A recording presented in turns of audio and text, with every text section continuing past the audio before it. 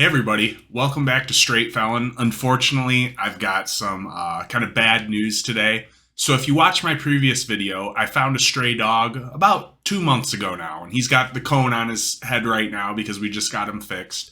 So imagine my dismay when a few days before Christmas, I check my mailbox to find a letter threatening eviction. Okay, so I'm going to break down one by one the things they're accusing me of. The first one is occupancy of more than one person in violation of use. So I live with my fiance. We're actually, by the time this video comes out, we will be married. We had to get it done before the end of the tax year.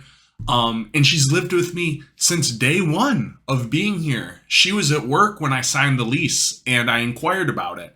And the landlord kind of like brushed it off as like, oh, that's just a formality. Because I see in the lease it says only one person can live there. There's something about guests staying 3 days. And we live together, you know what I mean? And she knew that. My girlfriend's car has been here since the beginning. I'm not the one that talks to the landlord. My fiance is. So she definitely knows, and I made multiple inquiries to try to get my fiance on the lease, just for her peace of mind. I'm sure she'd feel good about that. And like I said, it was always brushed off as like, oh no, don't worry, you have my permission. Well, now I think this is the one thing that's going to screw me, because the other arguments aren't really valid. If you look at number 2, it says the existence of 2 dogs. So first of all, I have 1 dog, but also I have that emotional support animal letter. And I'm pretty sure that's watertight. If I go into court, that invalidates it, because it does not. When you have an ESA letter, your animal no longer is a pet. Anything you say about pet, you can't sign that right away. Those rights away. It doesn't matter what your landlord says. If you have an ESA letter, you can keep it, even if your animal is a nuisance. Like, unless your animal is violent and it's like documented as biting people, it's not. You aren't ever going to have to get rid of it. So that I could fight. And then the third one is just completely frivolous. She says we installed a camera there. So that I live in a big house that's converted into multiple apartment units. And on the other side of the house, where another unit is, there is a security camera that's been here that we didn't install. And it would actually be very easy to argue it wasn't us, because we had actually texted the landlord and asked, hey, do you by chance have access to that security camera? My fiance's tires got slashed, and we'd like to see if by chance there was anything on it. Now, the camera isn't pointing towards either of our cars, but maybe, to walk by. I don't know. And regarding the tires getting slashed, I dated a trans Latina, and let's just say, I thought regular Latinas had anger issues and could be vindictive. I didn't even know. And she lives like 5 blocks away. So anyways, enough about that. But I think that would be pretty easy to argue. And more so, it's just completely frivolous. And I think it makes her look bad that, she would have to lie like that. The only problem is, it's very hard for me to rent. I make a lot of money, but I make it through my website, straightfelon.com. Be sure to check that out. And, it's not exactly the most reputable employer. And I'm actually going through a hell of a time right now trying to get, some form of employment verification for other housing opportunities I'm applying for. I've shown them bank statements. I've offered to pay like 6 months rent ahead of time.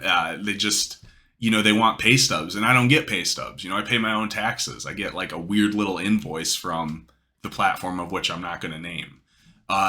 So my point being is it's very hard for me to rent a place, because I am an adult actor, and I also have 7 felonies. I'm currently on tether. I have no credit. You hear about like bad credit scores. When you check my credit, nothing comes up. I've never owned a credit card. I've never leased anything. Nothing has ever hit my credit report. So, I don't look like the number one honky you want to rent to. You know what I mean? A lot of times I've only rented slums, like literally the cheapest possible places you can get. And now I'm just trying to venture like a little, like literally like $100, $200 above that. And they're just hitting me with all these checks and stops, and they want pay stubs. So what I'm getting into is part of me really wants to goddamn fight this eviction. Is anybody in my audience a lawyer? Would I have any chance of this? I see in Michigan, that I saw something about pay $50 for a jury trial. And I'm kind of thinking in my head that 12 regular citizens would not move to evict me simply because I live with what would then be my wife, who has lived with me since day one. It's not like I was ever behind on rent. In fact, I pay rent months ahead of time. I pay this woman, get this, I offered her to pay off the next 7 months of rent, to pay off the lease. I offered her over $4,000 in cash, not to have the dog. I just said, hey, I'd like to pay off rent. Do you want to come and pick it up? She ignored that. And then I got that letter in the mail a few days later. She turned down having the rest of rent in order to move through with these proceedings. So I don't know if this lady got bit by a dog as a kid or what, man, but she hates my service animal. I need them, but I told you, if you watch my first video, I named my dog Ruby because, my girlfriend, she asked me when I found the stray, well, what are you going to do if somebody tries to come get him back or take him away from you? I said, if anybody tries to take this dog, it's going to be like Ruby fucking Ridge. So I stand where I am. I'm not getting rid of the dog. Fuck you. I'm not giving rid of my fiance. Fuck you. I really want to take it to the box, get judged by 12. But like I said, goddamn, having an eviction on my record, that would really be the one thing that would probably make it impossible for me to find housing. And another thing I didn't know was that, if you have somebody like co-sign for you, or maybe you just give your girlfriend the money, you still, just by me living there, they have to run a check on that. So yeah, it would just make me, how there's the word unemployable. I think like the word unhousable, you know what I mean?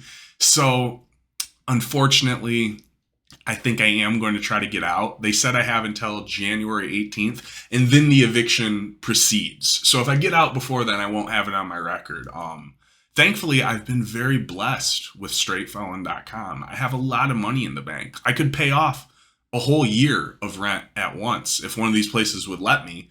It just sucks because, the clock is ticking now, and moving isn't exactly a one-day thing.